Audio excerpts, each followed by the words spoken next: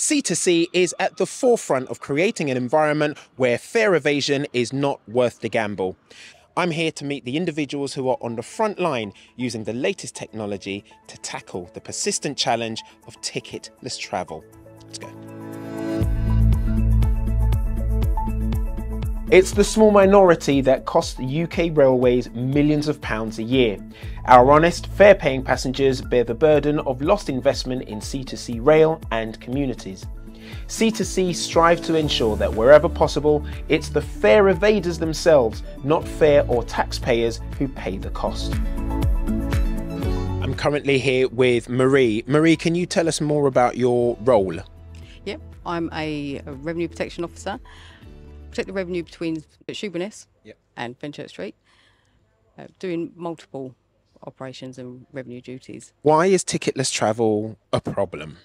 Many people just choose not to purchase the correct ticket, and all that does is just affect other people, your regular fare-paying passengers that pay every day for their ticket. Obviously, we get people that don't wish to pay for their ticket. That can also incur antisocial behaviour, aggression towards members of staff, where all we're trying to do is a job to protect the revenue for this company.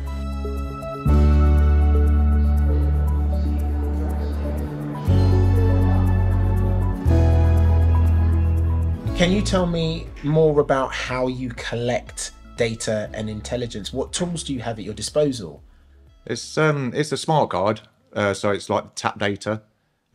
People will tap in but not tap out, so it doesn't give us a full complete journey. So there could be a valid reason for them not tapping out. There could be a valid reason for anything. So we're sent to investigate these things, and that reason could be open gates, knowing the person on the gate that on a daily basis lets you through.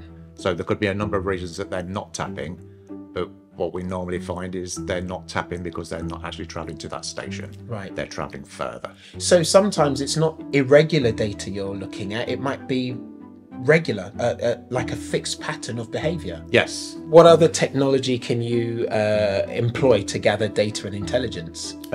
We use CCTV.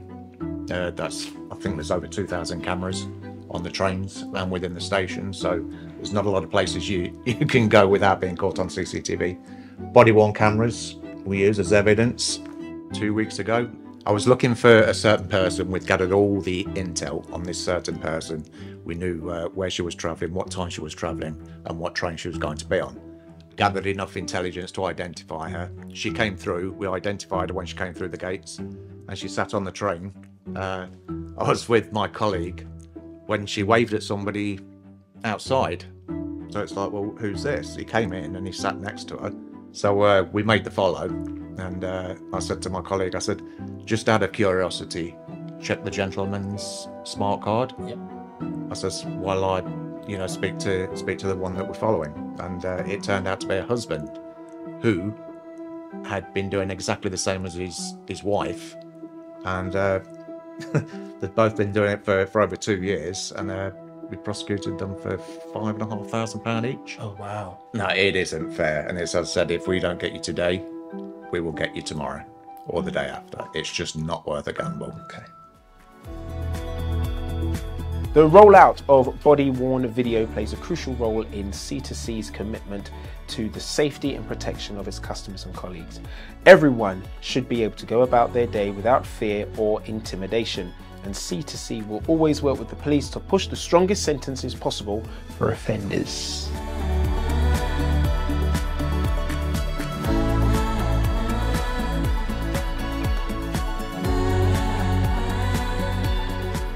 What kind of things are you looking out for as you're walking through the train? So what the main targets are, what we're looking for is e-tickets, smart cards, Oyster cards and paper tickets. Because what we do come across is people buying point-to-point tickets and further carry on further than what they're designated to travel. So that's called ticket hop. So we do great operations to tackle that down to the minimum of what we can and prosecute the people with the short tickets. Okay, and then I can see you've got body camera. Are there any other tools and technology that you use? Yeah, okay, we've got I've got body camera. Usually I use this body camera when you come across an individual who is trying to be aggressive. So what we do is we just have to record the footage, and again we have our pet we penalty fare somebody, and the person says, you know what, I want to pay right, and then we use the PED, and then we process it. How successful have you been to this point? So in the last 4 years, the revenue has increased by 2,100%. Also, we have undercover teams as well, what looks more in depth in like smart cards and so on. There are many ways to purchase a ticket. Two of the latest ways are contactless and e-tickets.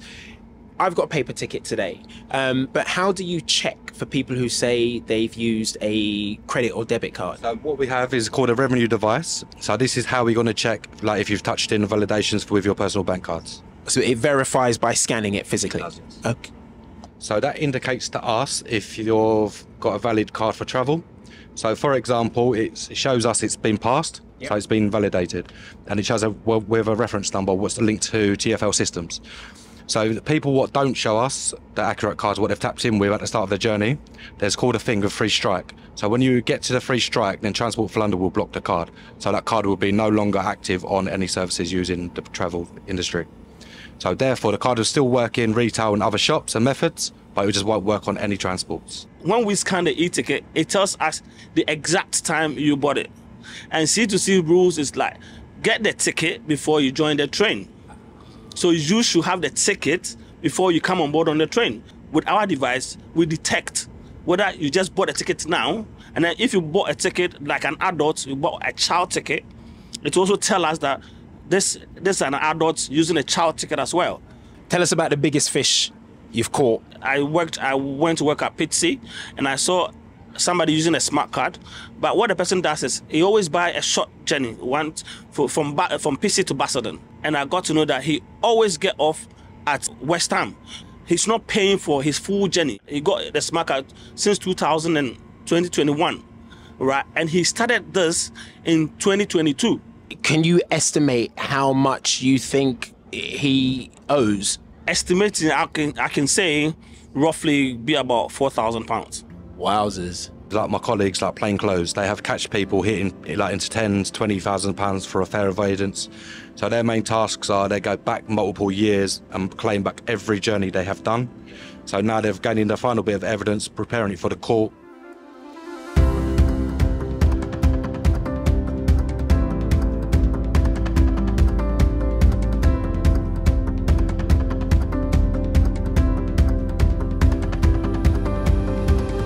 Nathan, can you tell me about your role here for C2C? So I'm the Revenue Protection Delivery Manager. So I manage the Revenue Protection Officers, the operations, the blocks, or any on-train activity that we do. Definitively, what is fare evasion? Purchasing an incorrect ticket for your destination. What happens though if I'm on the train, I get asked for my ticket, and I say I didn't have time? There's no excuse. There's many ways you can purchase a ticket. You can purchase a ticket via TVM, via the app. We've got smart cards, bank cards. There's many ways that you can purchase a ticket. Taking it to court seems a bit extreme. What if I dig my heels in? I fancy my chances.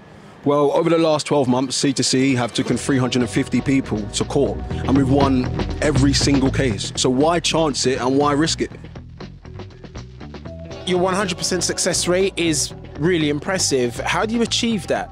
Well, we've invested in our people, in time, data, and we're moving in the right way. We're going places that we've never really been before, but we're moving, we're everywhere. Is it just C2C working on this? No, we regularly collaborate with a load of different, with police forces, with other train operating companies. So we're trying to combat fare evasion together. Everyone's working on it. It's something really important to us, and we're trying to crack down on it. But we got the help from British Transport Police, we've got help from Essex Police and other security agents. So I'm really proud of all of my officers. They go above and beyond. It's not just customer service or revenue protection. They do everything. So I'm really proud of my team. My officers are in plain clothes and uniform. From 6 o'clock in the morning until 1:30 at night. So you might not see us, but we see you. At C2C, fare evasion isn't just on our radar, it's built into everything we do. As technology becomes more intelligent, data from multiple sources can come together to tell one story. No matter where or how passengers buy tickets, we have the insights to track and prevent fraud. Fare and ticket evasion on the C2C network, whether deliberately or inadvertently, is a criminal offence, and we will always look to prosecute repeat offenders. We collaborate with other train companies, share anti-fraud information and tackle key interchange hotspots like West Ham to close the gaps. It's a small minority that cost the railway millions. We strive to ensure that where possible, it's fare evaders who pay the cost and not customers or the taxpayer.